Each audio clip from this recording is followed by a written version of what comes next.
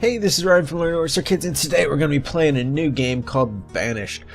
So I haven't actually played this game before. I've had fun on my last couple of videos doing some first reactions of games and kind of learning with you guys, and I wanted to kind of continue that today. So I found this game on Steam called Banished. A couple of my friends had it, and it kind of looked like a Civilization type game, but more like really focused on this, on the people, on the villages, rather than being like a full nation. More so focused on keeping people alive and working as a massive unit as a village and making smart decisions and things like that. So enough talking about this game. You know what, let's just get into it. So like I said, this is kind of a first reaction to the game, so I haven't really played it, so I'm thinking we'll start off, go to the tutorials and kind of just learn the basics. If we go through the tutorials and the game seems like it really draws me in, I'll probably end up making more with an actual village, or let's see what's going on. Okay, like I said, I don't really know what's going on, and let's figure out together. So welcome to Banished. In this game you control a group of exiled travelers who decide to restart their lives in a new land. You'll have to help them survive. Click next. Yeah, okay, I can exit by pressing escape or the door. Cool. I can move around with WASD, it looks like. Yeah, okay, so this looks like it's my camera. WASD looks like I can kind of scroll in and out as well. I assume these are my villagers over here. Let's click next. You can rotate by, oh, you have a Q and E. This is cool. So you can like kind of look at these guys however you want to. Let's just look at the default. So WASD, move the camera, or I think, oh yeah, you can move like the mouse to the edges, but I'll probably just end up using WASD, and I can rotate it with Q and E. Cool. Okay, you can zoom in, scroll the mouse wheel, or use insert delete, or to do that, you can change the pitch of the camera going page up and down. Let's try that out. Okay, awesome. Yeah, I know this may seem boring, but to make a massive village, we gotta know the basics. It goes with anything in life. You gotta learn the basics before you become an expert at anything. So, okay, yep, I already learned that.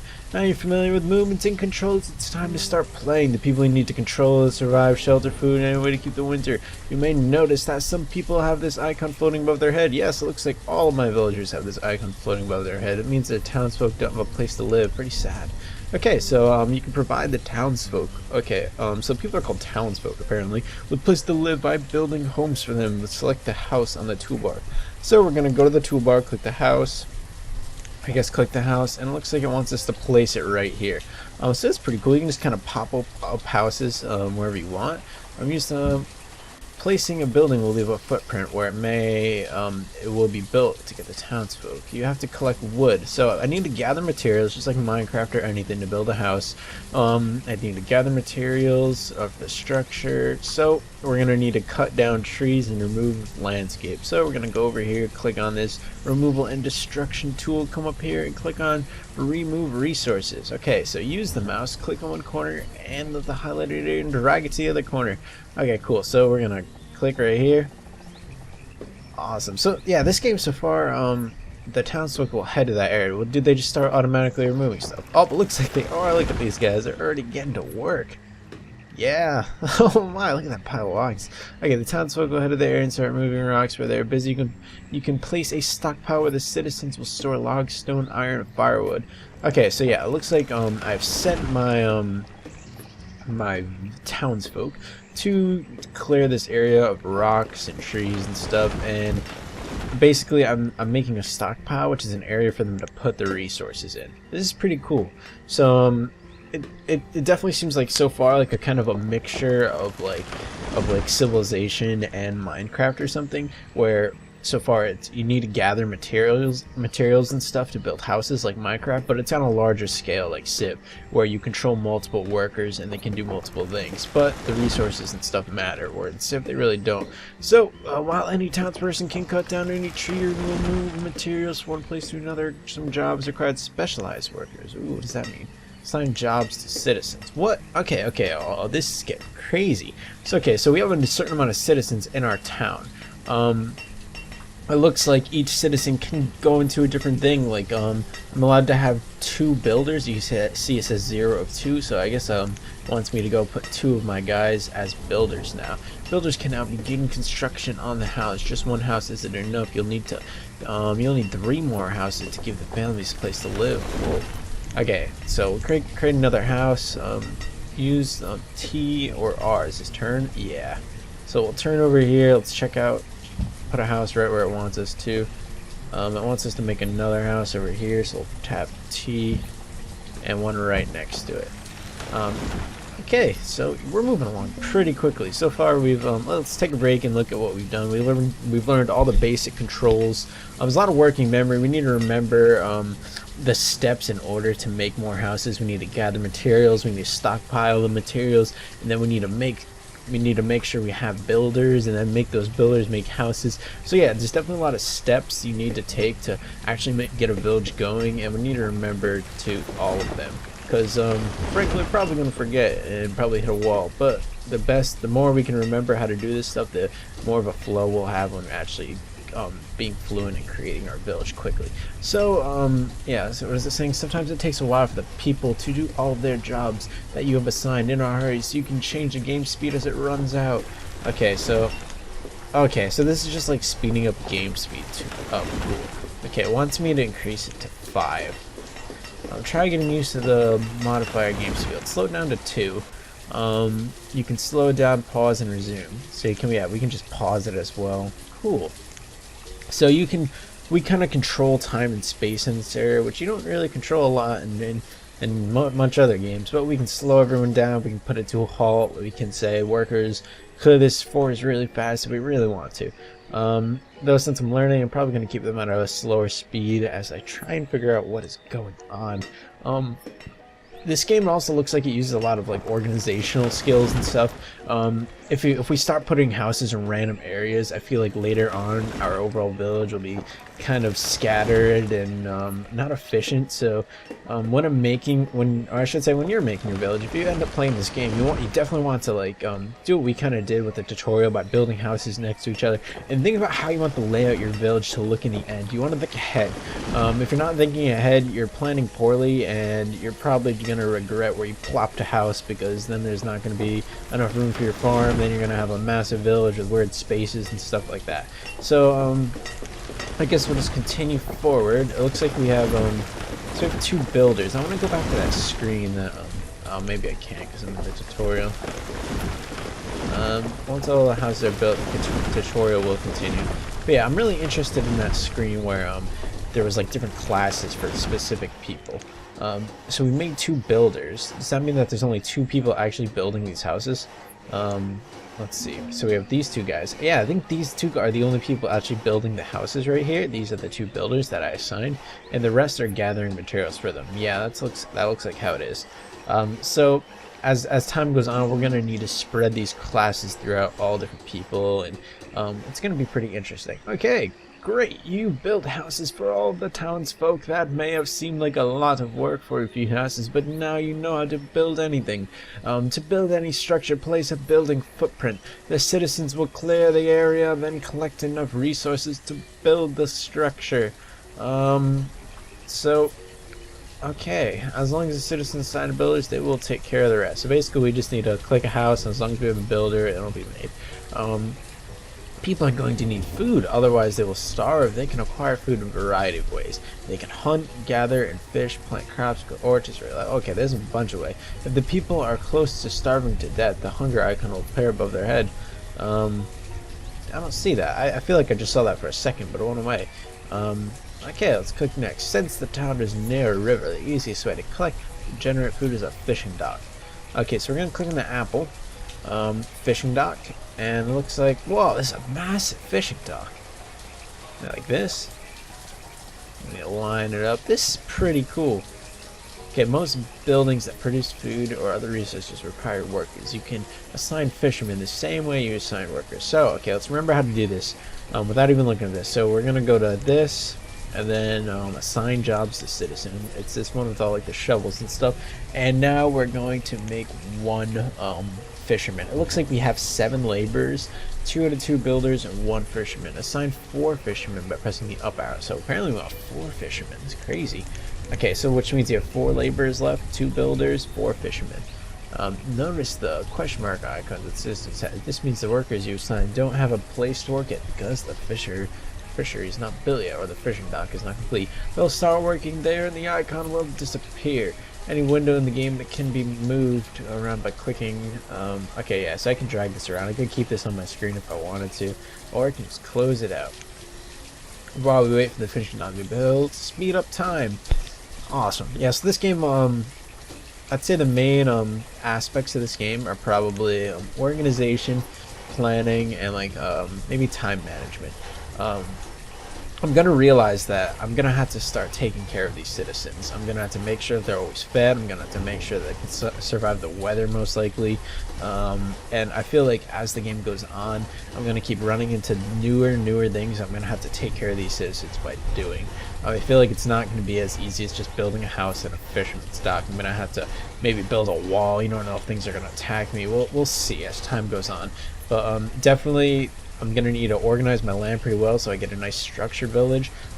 Make a plan once I know more about this game, where I want my village to go in what direction, and eventually just keep an eye out of all my my statuses of my workers and stuff like that, and how long it's taking me to do certain things. So time management. If you build roads, people will move slightly faster as they move from place to place.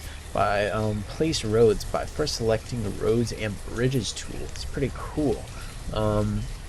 Dirt road. Okay, so I can make a dirt road. It's suggesting I use the mouse, click and drag. So we'll start here, and we'll go all the way down. Oh, this is awesome. So I could just make paths and stuff. Oh, this is really cool. The same builders that construct buildings prepare the road for use. After they perform construction, the townsfolk move faster. Awesome. So basically, little paths that you do have between houses and stuff, build little roads, and everyone will run faster and things will move more smoothly as the town grows and workers produce more. Let's see, press this. What does it want me to do now? Show general statistics. Okay, so cool. Here's a little. It's like, this reminds me of like demographics in Civilization, where I can kind of see the status of my village and the world I'm in. So current weather and temperature. You can see the amount of stored construction materials, food, firewood, clothing, and tools. You can also see current population, average health, and happiness, and well, yeah. So it's kind of just like Civ. I basically need to keep track of happiness. Need to keep track of weather. Need to keep track of a lot of things. So we're gonna click next. Let's when food and other consumable goods are produced, they will need to be stored somewhere. Good. Wow. So until people have placing everything in the cart, they have arrived. You can place storage barns. So far we know that people need purposes. They need specific jobs. They need a house to live in, and they need food to get. Once we have a source like fishing or harvesting crops or doing like that, and we actually get food, we now need a place to put the food. It all makes sense if you think about it. So it's suggesting I build a barn.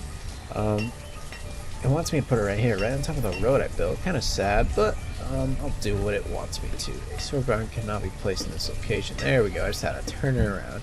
Okay, so if you look at the overview tool, you can see there aren't enough logs left to build a storage barn. You have to cut down some trees. Okay, so we're gonna go back to this remove tool, right? Harvest trees. This is removal and destruction tool. So I'm gonna harvest trees. It's suggesting I just wipe this whole area out over here. I guess so, might as well. And we still have a bunch of laborers, right? We still have like, I want to say 5 laborers. Resource production. You always need a way to stay warm in the winter. The easiest way to do that is cut logs into firewood. To do this, you'll need to start a place for a woodcutter. Resource production. Woodcutter. Okay, so I just keep building more and more and more. So, basically, if you're confused on what we're doing, if you're not keeping up that well, so we made this fisherman dock, and now we're getting food. Though we need a place to put the food, so we're building a barn. Though we don't have enough wood to make the barn, so we are cutting down wood. But we need a station to take all this wood and cut it into piles. So we have a wood cutter. It's kind of steps on steps on steps. But it all makes sense if you think about it. It's kind of like making like a real village out of nothing. You need a place to cut the wood. You need a place to store the wood. You need a place to store the food. All of this. Oh yeah, this area over here is also my stockpile as well. So we'll basically cut it in this little plot and then bring it over here and pile it. Now, the town folks are in danger of freezing to death. This icon will appear above their heads. If you are overly cold, the people will return home. Look up close. Okay, yeah, so we're just gonna fast forward right now. We're gonna go to the time lapse, fast forward. Basically, we have a bunch of laborers cutting down these trees now. We are going to be building a wood cuttery. We're going to be building a barn. And yeah, looks like I still have 2 workers if I'm right. Looks like I can't really mess with that right now. But yeah, we have 2 workers. Let's go 10 times speed. Let's go. Okay, cool.